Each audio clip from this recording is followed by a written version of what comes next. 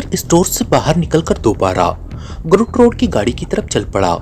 वो आंखें बंद किए सीट की पुष्टगाह से टिकी हुई थी। मेरा काम हो गया, सफदर ने करीब पहुंचकर कहा। वो चौंक कर मुस्कुराई और भर्राई हुई आवाज में बोली, बैठ जाओ। सफदर ने दरवाजा खोलकर बैठते हुए देखा कि वो फिर ऊँघने लगी है। अब तुम बताओ मुझे कहाँ चलना है? सफदर ने ऊंची आवाज में पूछा। वो फिर चौंकी और जमाई लेकर बोली, सबसे पहले एक कप कॉफी पीना पसंद करूंगी, सुस्ती सी महसूस कर रही हूँ। तो आओ, वो रहा कॉफी हाउस सामने। यहाँ नहीं, रियाल्टो चलो। और हाँ, और तुम ड्राइव करो, कहीं मैं ऊँघ ना जाऊं। और अगर मुझे ड्राइविंग ना आती हो तो चलो बकवास ना करो। वो उसे दूसरी तरफ धकेलती हुई बोली। सफदर गाड़ी से उतरकर स्टीयरिंग वाले दरवाजे की तरफ आया। ग्रुट रोड उसकी जगह खिसक आई थी। सफदर ने यू टर्न लेकर गाड़ी को फिर उसी रास्ते पर लगा दिया जिधर से कुछ देर पहले आए थे। कहाँ चल रहे हैं? ग्रुट रोड ने ख्वाबनाक सी आवाज में पूछा। ग्रीन स्क्वायर, जहां मैंने अपना स्कूटर छोड़ा है। तुम अजीब आदमी हो। मैं कह रही हूँ कि कॉफी के लिए हम रियाल्टो चलेंगे। अगर वहां मेरे बाप का कोई दोस्त मिल गया तो? क्या तुम्हारा बाप कोई बेकार आदमी है? क्या मतलब? कदम कदम पर दोस्त। कोई बाकार आदमी इतने दोस्त नहीं बना सकता। सफदर कुछ न बोला। वो सोच रहा था आखिर वो चाहती क्या है। वो खामोशी से स्टीयरिंग करता रहा और कुछ देर बाद वो बिल आखिर रियाल्टो तक आ पहुंचे। ग्रुट रोड आंखें बंद किए सीट की पुष्टगाह से टिकी हुई थी। सफदर ने बुलंद आवाज में रियाल्टो तक आ पहुंचने का ऐलान किया। क्या कोई मिल गया? वो चौंक कर बोली। कौन? तुम्हारा बाप का कोई दोस्त। तुम मेरा मजाक क्यों उड़ा रही हो? सफदर ने चिड़चिड़ेपन का मुजाहरा किया। सबर सबर, उसका शाना थपकती हुई बोली। चलो उतरो, यहाँ तुम्हें शराब भी मिल सकेगी और तुम्हारा चिड़चिड़ापन दूर हो जाएगा। मैं शराब नहीं पीता। अब पीने लगोगे। चलो उतरो। सफदर गाड़ी से उतर गया। ग्रुट रोड भी उतरी। दोनों डाइनिंग हॉल में आए। कई मेजें खाली थी। ग्रुट रोड ने एक गोशे की तरफ इशारा किया। सफदर उसी जानिब बढ़ता चला गया। ये मेज दूसरी आबाद मेजों से दूर थी। अब बताओ कौन सी पीते हो? ग्रुट रोड बैठती हुई बोली। ये हकीकत है कि मैं नहीं पीता। कभी जरूरत भी महसूस नहीं करते। नहीं, जब मुझे एक चीज का तजुर्बा ही नहीं है तो उसकी जरूरत क्यों महसूस होने लगी? बड़ी अजीब बात है। बियर भी नहीं चलेगी। इत्तेफाक से हम लोग उसका शुमार भी मंशियात ही में करते हैं। फरिश्ते हो तुम लोग तो। वो जलकर बोली। हाँ, तो तुम कॉफी पियोगी? ऐसी बातों पर तुम्हारा खून पीने को जी चाहता है। पहली ही मुलाकात में इस दर्जे बेतकल्लुफी मुझे पसंद नहीं। सफदर ने खुश्क लहजे में कहा। हाँ हाँ, तुम तो शहंशाह हैल सलासी के भतीजे हो। मैं उठ जाऊंगा। इस तरह अपने स्कूटर से भी हाथ धो बैठोगे। आखिर तुम चाहती क्या हो? बेतकल्लुफी। लानत है मुझ पर अगर आप किसी लड़की को मुंह लगाऊं। मुझे हैरत है कि तुम्हारे घर वालों ने तुम्हें नकाब के बगैर घर से बाहर कैसे निकलने दिया। हद होती है तौहीन की। सफदर पैर पटक कर बोला और वो चिढ़ाने वाले अंदाज में हंस पड़ी। सचमुच बड़े गुस्सावर मालूम होते हो। इस बार उसने लगावट के अंदाज में कहा।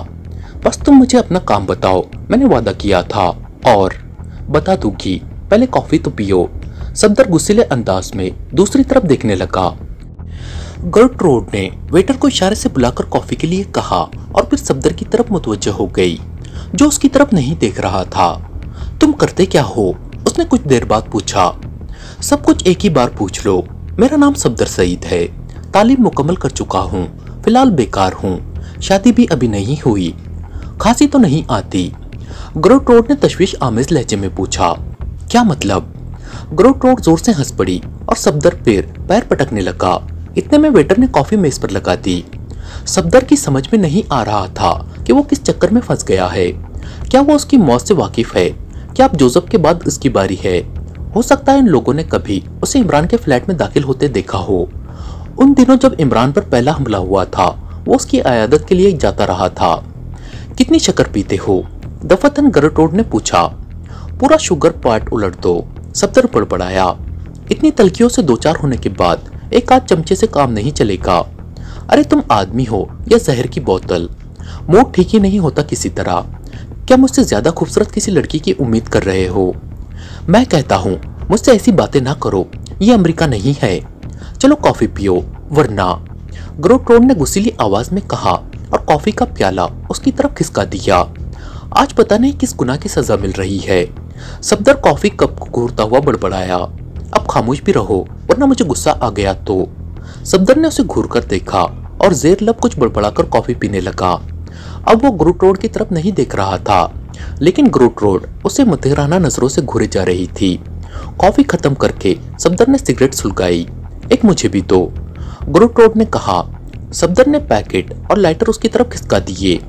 तुम कैसे वहशी हो, सिगरेट मुझे दो, लाइटर अपने पास रखो और मुंतजिर रहो कि मैं सिगरेट अपने होठों में दबाऊं और फिर तुम उसे लाइटर दिखाओ। हमारे यहाँ ख्वातीन सिगरेट नहीं पीती, इसलिए उनसे मुतालिक अखलाकियत का मुझे इल्म नहीं। तुम्हारे यहाँ तो सब घास खाते हैं, बदतमीजी नहीं। सफदर ने नथने फुलाए। बदमिजाज मुर्गियों की तरह फूल क्यों रहे हो? जहन्नुम में गया स्कूटर भी। सफदर गुर्राकर उठा, लेकिन ग्रुट रोड ने झपट कर उसका हाथ पकड़ लिया। अरे अरे, सफदर ने नर्वस हो जाने की अदाकारी शुरू कर दी। बैठो, वरना यहाँ बैठे हुए लोगों को हमारी तरफ मुतवज्जा होना पड़ेगा। ग्रुट रोड ने धमकी दी और सफदर बैठकर अपनी पेशानी को रुमाल से थपकियां देने लगा। ग्रुट रोड उसी तरह हंस रही थी जैसे उसकी बेबसी से लुत्फ अंदोज हो रही हो। फिर यकबयक वो संजीदा हो गई और बोली, मैं अब तुम्हें परेशान नहीं करूंगी, तुम बहुत भोले आदमी हो। अब सफदर ने गुस्से में भोलापन भी शामिल कर लिया। मुझे तुम सब बहुत अच्छे लगते हो, ग्रुट रोड कहती रही। मुझे तुमसे हमदर्दी है। बहुत से मकामी लोग मेरे दोस्त हैं, उनमें ज्यादातर लोग गरीब आदमी हैं। इस वक्त मैं दरअसल ऐसे ही एक गरीब दोस्त के सिलसिले में तुमसे मदद लेना चाहती हूँ। करीमपुरा के इख्तिताम पर झोपड़ियाँ है, वो उन्हीं में से एक में रहता है। मैं बजात खुद वहाँ उससे नहीं मिलना चाहती। खौमखा स्कैंडल बनेगा, तुम मेरा एक खत उस तक पहुँचा दो। क्या तुम उससे वहाँ मिलने में अपनी तौहीन महसूस करती हो? हरगिज नहीं। मैं नहीं चाहती कि उसके पड़ोसी उससे मेरे बारे में पूछ-गूछ करके उसे परेशान करे। सफदर कुछ न बोला। क्या तुम मेरा ये काम नहीं कर सकोगे? जरूर कर दूंगा, तुम तो बहुत अच्छी और खुदा तरस मालूम होती हो। ग्रुट रोड ने अपने वैनिटी बैग से एक लिफाफा निकालकर सफदर के सामने रख दिया। अब मुझे पूरा पता बताओ, सफदर ने कहा। वो उसे समझाती रही कि वो किस तरह उसके गरीब दोस्त नरेश की झोपड़ी तक पहुंच सकेगा। तो क्या तुम मुझे यहीं छोड़ दोगी? मैं तुम्हें करीमपुरा के मिशन अस्पताल के करीब छोड़ दूंगी। मैं वहाँ नर्स के फराइज अंजाम देती हूँ। ग्रुट रोड विलियम्स नाम है। अच्छी बात है। हाँ, खत देकर फिर तुम्हारे पास वापस आना होगा। जरूरी नहीं। ओहो, तो फिर मेरा स्कूटर कहीं भागा नहीं जाता? कल 11 बजे मेरे पास आ जाना अस्पताल में, मैं तुम्हें साथ ले चलूंगी। नहीं, स्कूटर तो मैं आज ही वहां से ले जाऊंगा। तुम्हारी कोई कुल सीधी भी है, ग्रुट रोड झुंझलाकर बोली। मैं आज के बाद फिर कभी तुमसे नहीं मिलना चाहता। ओहो, अब मैं ऐसी बुरी हूँ? ये बात नहीं है। अगर मेरे किसी अजीज ने मुझे तुम्हारे साथ देख लिया तो हाँ, फिर तुम्हारी शादी ना हो सकेगी। सफदर ने इस्बात में सर हिला दिया। मैं देखती हूँ कैसे हो जाती है तुम्हारी शादी। क्या मतलब? बस जिंदगी बर्बाद कर दूंगी तुम्हारी। चलो उठो, मेरा दम घुट रहा है। अगर उस काम का वादा ना कर लिया होता तो कभी का। ग्रुट रोड ने वेटर से बिल लाने को कहा। सफदर अपना पर्स निकालने लगा। नहीं, बिल की कीमत मैं अदा करूंगी। ग्रुट रोड बोली। ये भी मेरे लिए तौहीन आमेज है। ओहो, कतई मैं इसे बर्दाश्त नहीं कर सकता कि कोई औरत मुझ पर अपने पैसे सर्व करे। सचमुच इसी काबिल हो कि किसी चिड़ियाघर के कटहरे में बंद कर दिए जाओ। खैर खैर, सफदर अहमकाना अंदाज में सर हिलाकर दूसरी तरफ देखने लगा। ग्रुट रोड ने बिल की कीमत अदा की और दोनों बाहर आए। कुछ देर बाद गाड़ी करीमपुरा की तरफ जा रही थी। तो तुम अब मुझसे नहीं मिलोगे? ग्रुट रोड ने पूछा। इस बार वही कार ड्राइव कर रही थी। अरे क्यों मिलूंगा, क्या जरूरत है? मेरा दावा है कि तुम अपनी बीवी को खुश नहीं रख सकोगे। अब खामोश भी रहो, वरना मैं चलती गाड़ी से छलांग लगा दूंगा। तुम शायद अपने स्कूटर से भी हाथ धोना चाहते हो। मैं बेकार जरूर हूँ, लेकिन कंगाल नहीं। कल ही दूसरा खरीद लूंगा। लेकिन मुझसे नहीं मिलोगे? हरगिज नहीं। अच्छी बात है, ग्रुट रोड ने तवील सांस लेकर कहा। मिशन अस्पताल के करीब उसने गाड़ी रोक दी और जब सफदर नीचे उतर रहा था उसने कहा, जहन नशीन करो कि तुम मेरी अदम मौजूदगी में वो स्कूटर वहां से ना ले जा सकोगे। सफदर ने लापरवाही से शानों को जंबिश दी और आगे बढ़ता चला गया। ठहरो, ग्रुट रोड ने उसे आवाज दी और वो रुककर मुड़ा। वो हाथ उठाकर बोली, तुम्हें यह खत खामोशी से उसके हवाले करना है। उसे बताना चंदा जरूरी नहीं कि तुम कौन हो और तुम्हें किसने भेजा है। सफदर ने बुरा सा मुंह बनाकर सर को जंबिश दी और फिर आगे बढ़ा। मंजिल मकसूद तक पैदल ही चलना पड़ा था। बताए हुए पते पर नरेश की झोपड़ी मिल गई। वो मौजूद था। उसका सामना होते ही सफदर चौंक पड़ा। तो ये है नरेश, लेकिन आजकल ये ऐसी घटिया जिंदगी क्यों गुजार रहा है? सफदर की मालूमात के मुताबिक वो एक माहिर फन स्मगलर था। उसने बाकायदा तौर पर तालीम हासिल नहीं की थी, लेकिन दुनिया की कई बड़ी जुबानें बेतकान बोल सकता था। पुलिस आज तक उस पर हाथ नहीं डाल सकी थी। उसके खिलाफ ऐसे वाज़ेह सबूत फराहम न कर सकी थी जिन्हें अदालत में पेश किया जा सकता। इससे पहले सफदर उसे बड़ी अच्छी हालत में देखता रहा था। बहरहाल उसने वो लिफाफा चुपचाप उसके हवाले किया और वहां से चला आया। नरेश ने भी उसे रोककर कुछ पूछने की कोशिश नहीं की थी। झोपड़ियों की बस्ती से निकलकर कुछ दूर पैदल चलने के बाद टैक्सी मिल सकी, लेकिन अब ये किसी तरह भी मुनासिब नहीं था कि वो फिर ग्रीन स्क्वायर की उस इमारत की तरफ वापस जाता। उसकी निगरानी तो बहरहाल होती ही रही थी। सफदर के अलावा 2 और मेंबर भी थे जो बैक वक्त इमारत की निगरानी करते रहे थे। अब वो जल्द अज जल्द घर पहुंचकर इन वाकयात की इत्तला एक्स्ट्रो को देना चाहता था। ब्लैक जीरो ने सफदर से मिली हुई इत्तलात बजरिए ट्रांसमीटर इमरान तक पहुंचाई। इमरान ने कहा, उससे कहो कि कल स्कूटर हासिल करने के लिए उसे जरूर मिले, बहुत अच्छा जा रहा है। और उस आदमी की हर वक्त निगरानी की जाए जिस तक उसने लड़की का खत पहुंचाया था। ओवर, बहुत बेहतर। ओवर, कोई और डेवलपमेंट। ओवर, अभी तक उस इमारत से कोई बाहर नहीं निकला, बस वो लड़की आई थी। सफदर का स्कूटर अब भी इमारत की कंपाउंड में मौजूद है। निगरानी जारी रखो। Over and all. इमरान ने गुफ्तगू खत्म कर दी। वो इस वक्त मिर्जा नसीम बेग के मेकअप में उसी होटल में मौजूद था। कुछ देर बाद वो होटल से निकलकर सड़क पर आया और किसी काली टैक्सी का इंतजार करता रहा। कुछ देर पहले ऑटो विलाने से फोन पर गुफ्तगू हुई थी और उसने इमरान को बताया था कि वो उसके दुश्मनों को रूहानी तौर पर इस बात पर आमादा कर चुका है कि वो उससे किसी न किसी तरह राब्ता कायम करे। इमरान सोच रहा था कि आखिर ये आदमी उसे बिल्कुल ही गधा क्यों समझता है। कुछ देर बाद उसे एक खाली टैक्सी मिल गई और वो फ्रेंड्स एब्रॉड क्लब की तरफ रवाना हो गया। मोरली उमूमन 6 बजे शाम से पहले क्लब में नहीं मिलती थी, लेकिन कुछ देर पहले ही इमरान उसे फोन करके मालूम कर चुका था कि वो क्लब ही में मौजूद है और उसकी मुंतजिर रहेगी। रिकॉर्ड किए हुए तार के पैगाम का इल्म हो जाने के बाद से खेल आगे बढ़ गया था और अब भागदौड़ से निजात मिलनी मुश्किल ही थी। वो इस पैगाम को पूरी तरह समझा था और अब उससे दारुल हुकूमत के उस आदमी की फिक्र थी जिसके लिए वो पैगाम रिकॉर्ड किया गया था। क्लब की कंपाउंड में टैक्सी दाखिल होते ही कुत्तों का शोर सुनाई दिया। हार्वे रिचमंड की स्टेशन वैगन भी खड़ी नजर आई, लेकिन उसमें कुत्ते नहीं थे। वो गालिबन उन्हें अपने साथ इमारत के अंदर ले गया था।